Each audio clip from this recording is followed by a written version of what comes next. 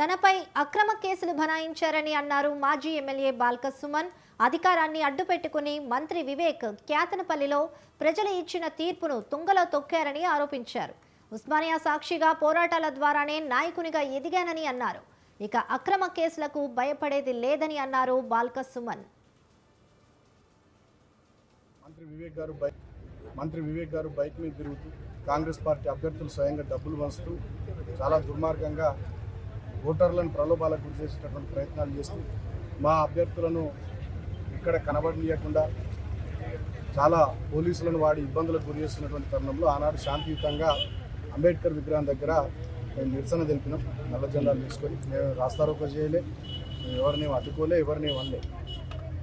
కానీ ఆ విషయంలో పోలీసులు ఈ కాంగ్రెస్ ప్రభుత్వ పెద్దలు ముఖ్యమంత్రి రేవంత్ రెడ్డి మంత్రి కలిసి వాళ్ళకి అక్రమ కేసు బనాయించి ఆ కేసులో బెయిల్ వచ్చింది. ఆ బెయిల్ వచ్చిన తర్వాత ఇవాళ పేషీకి అటెండ్ కావాలని చెప్పి కోర్టు రావడం వల్ల చెల్లూరు కోర్టుకు పేషీకి అటెండ్ కావడం జరిగింది. ముఖ్యంగా క్యాతనపల్లి మున్సిపాలిటీ ఎన్నికలకు సంబంధించి కూడా 22 వార్డులకు గాను ఆనాడు మేము 14 వార్డులు మేము గెలిచినాం. కాంగ్రెస్ పార్టీ కేవలం 7 వార్డులు గెలిచింది.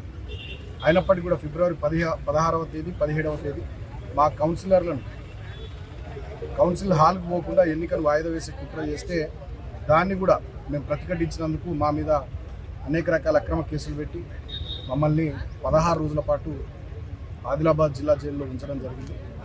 అనేక అక్రమ కేసులు పెట్టి ఒక సందర్భంలో పీడీ యాక్ట్ కూడా పెట్టి 90 రోజులు జైల్లో పెట్టాలనే కుట్ర కూడా ఈ కాంగ్రెస్ ప్రభుత్వం చేసింది. సో అయినప్పటికీ కూడా వాళ్ళ మా పార్టీ క్యాడర్ కానీ చెన్నూరు నియోజకవర్గ ప్రజలు కానీ పూర్తి స్థాయిలో మాకు మద్దతు ఉండి కాంగ్రెస్ ప్రభుత్వం చేస్తున్నటువంటి దుర్మార్గాలు ఈ కుట్రల్ని తిప్పికొట్టే విధంగా అందరూ కూడా సహకరించి వారందరికీ కృతజ్ఞతలు తెలియజేస్తూ మంత్రి వివేక్ గారు బైక్ మీద తిరుగుతూ కాంగ్రెస్ పార్టీ అభ్యర్థులు స్వయంగా డబ్బులు వంచుతూ చాలా దుర్మార్గంగా